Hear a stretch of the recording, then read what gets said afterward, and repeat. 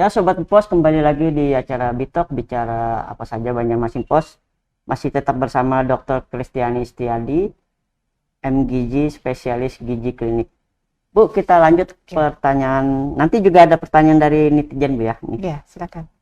Bu, kalau sudah anak diponis stunting itu apa sudah masih bisa tumbuh besar atau gimana Bu? Ya, baik Pak.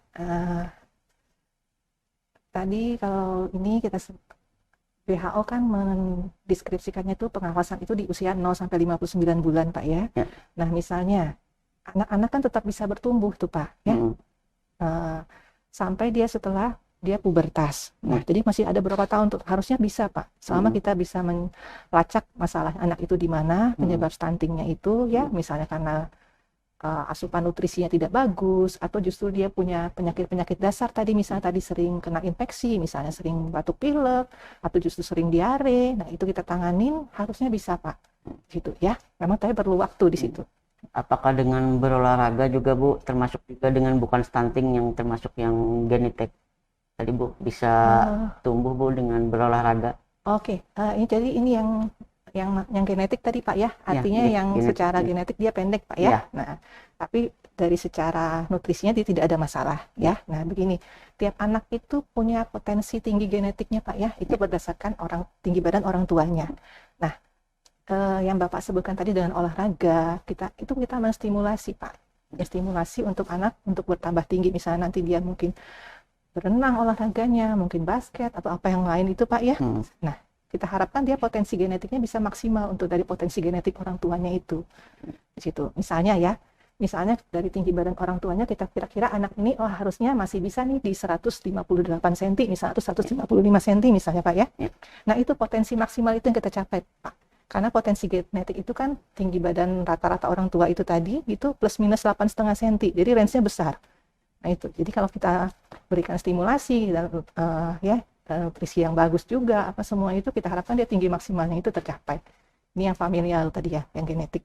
Ya Bu, ini ada pertanyaan dari beberapa sobat Banjarmasin Pos di YouTube dari Risman Ganteng ini. Apakah stunting ini bisa terjadi karena faktor keturunan? Iya. Ya, terima kasih ya Pak Risman ya. Kalau untuk keturunan tidak harusnya, karena tadi stunting tadi terjadinya ya tadi karena ada faktor penyebabnya dari malnutrisinya tadi ya, akibatnya karena kurang gizi yang kronis tadi ya, bisa karena asupannya kurang atau karena infeksi tadi ya, akibatnya itu menyebabkan dia jadinya stunting di situ. Jadi bukan faktor bawaan, kecuali misalnya begini, ada kelainan penyakit bawaan yang menyebabkan kondisi kesehatan suboptimal, misalnya seperti apa, misalnya penyakit jantung bawaan misalnya. Nah, itu lain lagi ya. Kalau itu karena dari lahir dia sudah mendapat itu Pak ya, penyakit jantung bawaan. Nah, di situ Bu, ini ada lagi juga pertanyaan dari Mbak Anjar Wulandari nih Bu.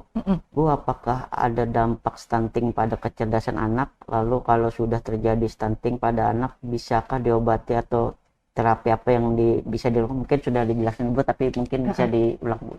Oke. Gini. Tadi artinya maksudnya tadi apakah ada dampak untuk kecerdasan anak? Kecerdasannya Pak ya. Pasti ada. Karena tadi kalau kita kutip dari WHO pun dia menyatakan ada efek tadi, efek akut atau jangka pendek dan efek jangka panjang. Semuanya itu berhubungan dengan fungsi kognitif anak. Ya, baik fase akutnya juga, jadi untuk perkembangan otaknya ya, nanti yang fase lanjutnya juga pasti akan berpengaruh, karena tadi maksudnya kemampuan dia di sekolah bagaimana bisa menurun ya, nanti kan berhubungan dengan kesempatan dia kerja, peluang kerjanya juga di situ ya. Kita bisa memperbaiki atau tidak tadi Pak Ece? Nah, bisa Pak, tapi tadi itu ya, perlu waktu, perlu kesabaran ya, semua dukungan faktor-faktor yang berpengaruh itu yang kita ini semua. Jadi pertama kita harus cari dulu nih masalahnya di mana ya pada anak ini sampai dia stunting. Nah, itu yang kita tangani ya di situ. Oh, ini mungkin tadi yang sudah dijawab juga. Ini ada pertanyaan juga dari Pak Agus Rumpoko ini. Umur berapa Bu anak bisa kelihatan stunting? Nah, supaya bisa diantisipasi gimana mungkin? Oke.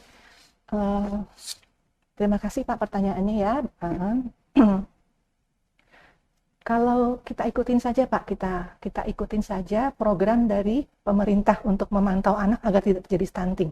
Maksudnya dari apa?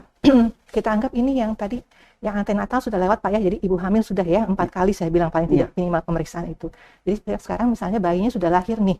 Jadi bayi 0 sampai 12 bulan itu tiap bulan pemantauannya. Oh iya. Ya, pergi ke fasilitas kesehatan, mau bisa ke posyandu, mau ke puskesmas, mau ke dokter, silakan di situ. Ya, jadi bisa terpantau di setiap bulan dipantau. Jadi kita bisa tahu ada masalahnya. Berat badannya naik tidak, terutama tinggi badannya tambah atau tidak. Nah, itu ya, karena dari misalnya 0 sampai 12 bulan itu kan harusnya bertambah tinggi badannya itu sekitar atau panjang badannya sekitar 23 sampai 27 cm. Nah, itu yang kita harus lihat di situ. Nanti tadi ada kurva pertumbuhannya, Pak. Nanti kita diplot oleh petugas kesehatannya di situ. Apakah sesuai nggak dengan seharusnya dengan usianya? Nah, di situ. Ini ada lagi pertanyaan Bu dari YouTube nih, dari Royan Naimi. Apakah ada orang tua pendek, sudah pasti anaknya pendek juga, dan ada faktor keturunan terkait stunting?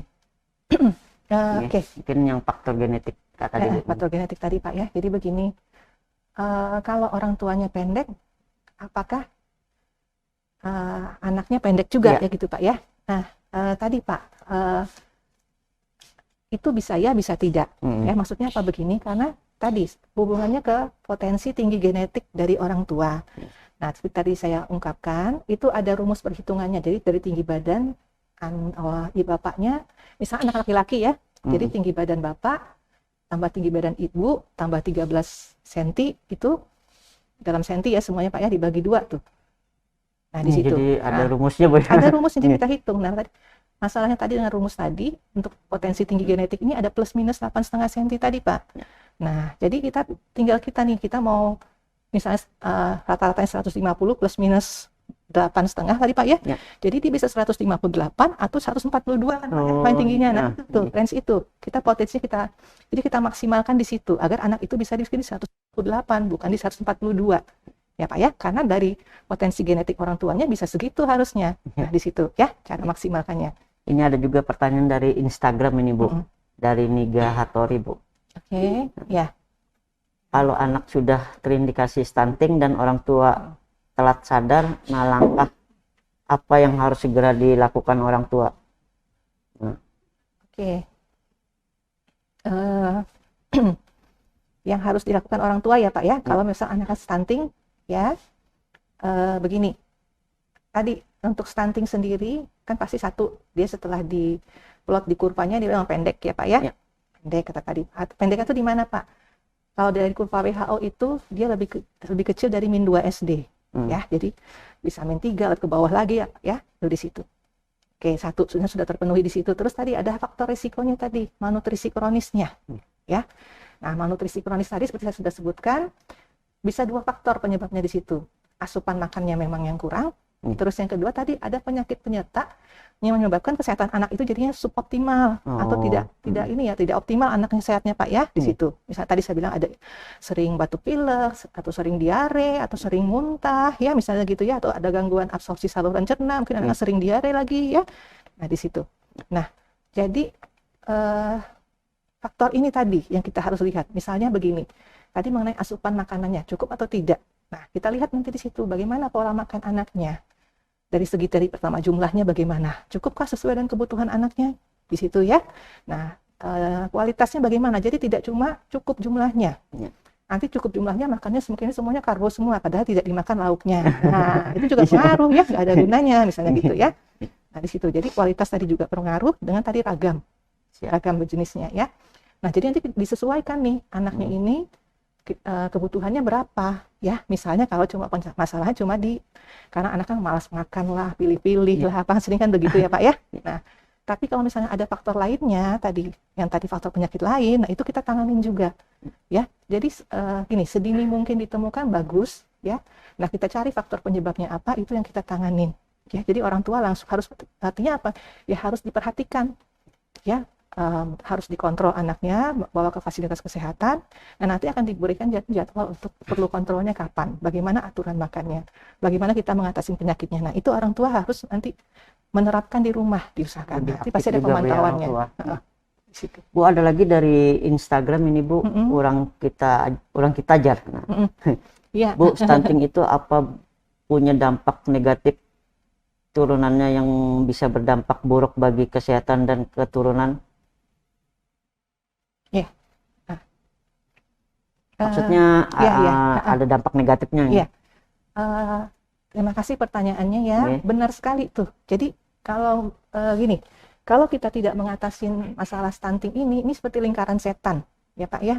Karena tadi masalahnya dengan stunting ini kan dari ibunya nih.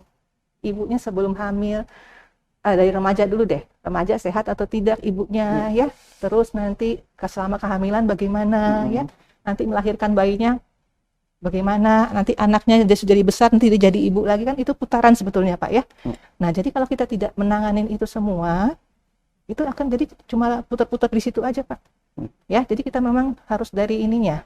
Jadi bukan artinya nanti anak stunting aja yang kita obatin, ibunya tidak dapat edukasi pada remaja misalnya, tidak ada edukasi pada ibu hamil atau pasangan muda yang baru menikah. Nah itu kan perlunya dari situ juga Pak, semua jadinya. Ya. Masih ada pertanyaan dari Instagram ini Bu, dari akal.bu. Bu, di Banjarmasin apa banyak anak tergolong stunting? Nah, kalau iya kenapa bisa demikian? Tadi kayaknya datanya dari dari Bepom tadi ya Pak ya. Jadi memang sudah ini untuk kalsel aja kayaknya sekitar 30% katanya Pak ya. 27 ya. Tadi tinggi itu masih ya memang ya. Terus kenapa bisa terjadi? Bisa karena kita kan masih negaranya negara berkembang ya Pak ya. Nah ya, karena tadi juga semua faktor itu yang bisa menyebabkan stunting. Jadi bukan cuma karena faktor kesehatan, faktor sosialnya bagaimana, faktor ekonomi keluarga bagaimana juga ya. Faktor politik itu juga menentukan di situ. Jadi artinya kebijakan pemerintah bagaimana ya.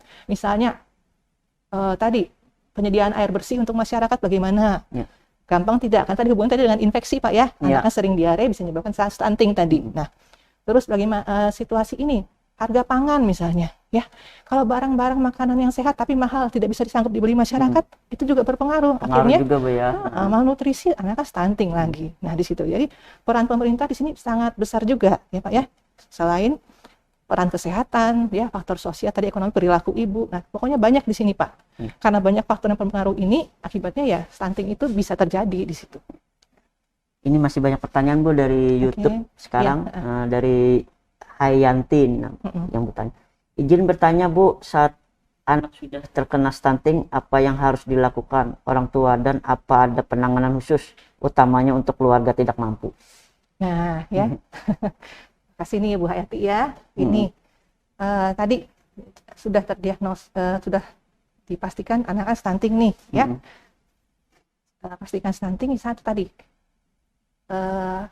harus ada tindak lanjutnya. Jadi harus ke fasilitas kesehatan Pak ya. Jadi biar tadi sudah diketahui penyebabnya apa, ya. Apakah ada penyakit tadi atau ternyata cuma karena kurang asupan makannya.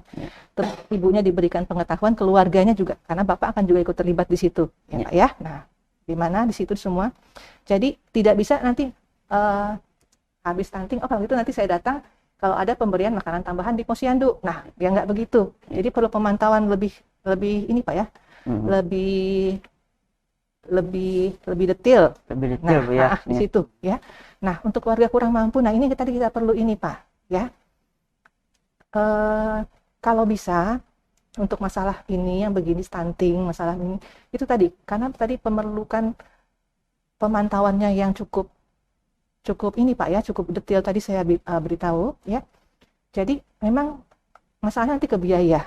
Nah, tapi harusnya itu semua bisa di cover Pak ya, dilindungi, mungkin ya bisa entah BPJS kah atau PBI ya Pak ya, harusnya bisa. Maka itu tergantung tadi faktor politik tadi yang berperan. Bagaimana pemerintah daerah nih mau menanganin ini ya, agar bisa tercapai itu targetnya. Kita harus paling tidak ya lebih rendah dari angka nasional lah ya Pak ya.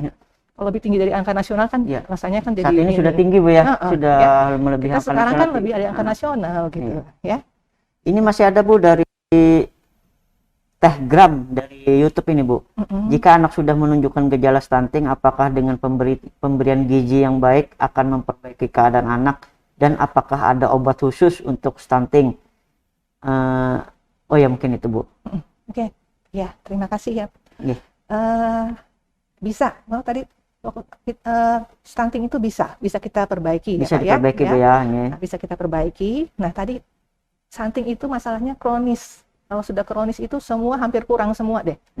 Ya, jadi semuanya kita harus perbaiki. Jadi tidak ada namanya obat ajaib untuk stunting selain kita memberikan gizi yang baik. Nah, jadi gizi yang baik itu ya gizi yang seimbang. Jadi semuanya ada, baik karbonnya, baik proteinnya, vitamin mineralnya di sayur buah ya. Nah, di situ. Jadi harus sabar dan bertahap mungkin Bu ya. Iya, ya. Jadi jangan tertipu. Misalnya ada iklan, oh minum obat A, anak stunting jadi bagus. Nah, itu ya. Ya, dilihat dulu masalahnya di mana di situ ya. Ini ada lagi Bu dari Duki Kwek untuk Kwek ini. Duki Kwek dari YouTube juga nih Bu. Ya, Untuk mari. menghindari stunting, apa perlu mengkonsumsi sesuatu? Apa perlu perbanyak vitamin suplemen mungkin? Nah, oke. Ya, terima kasih pertanyaannya Pak. Nah, ini kita bicara mencegah ya. Nah, mencegah. Jadi ini kejadiannya belum terjadi nih. Ya, gini dulu Pak. Bawa dulu anaknya ke fasilitas kesehatan biar dinilai. Ya, dinilai itu dari mana? Dari segi pertumbuhan perkembangannya, dari pola makannya bagaimana, pola asuh semua ya. Kalau ternyata tidak ada masalah dan itu baik, tidak perlu suplementasi Pak. Di situ bedanya ya. Tapi saat misalnya ditemukan, oh anaknya mungkin picky eater nih, ya makannya gini segala macam, orang tuanya sudah mengeluh segala macam ya. Kita lihat kondisinya gimana, kemungkinan kurangnya di mana. Nah itu. Kalau stunting ini yang bagus tuh vitamin apa ini Bu? Yang cocok atau yang bagus lah nih? Oke. Karena tadi mengacunya kalau sudah stunting pasti malnutrisinya kronis ya Pak ya. Ya artinya multivitamin Pak, yang kompleks. Multivitamin ya. Iya, ya nggak perlu khusus-khusus gini ya. Ya, multivitamin bisa, semua bisa ya. Nanti mungkin lebih mengarah juga misalnya kalau dia ada anemia mungkin perlu zat besi khusus tambahan, silakan. Itu ada nanti pemeriksaannya ya.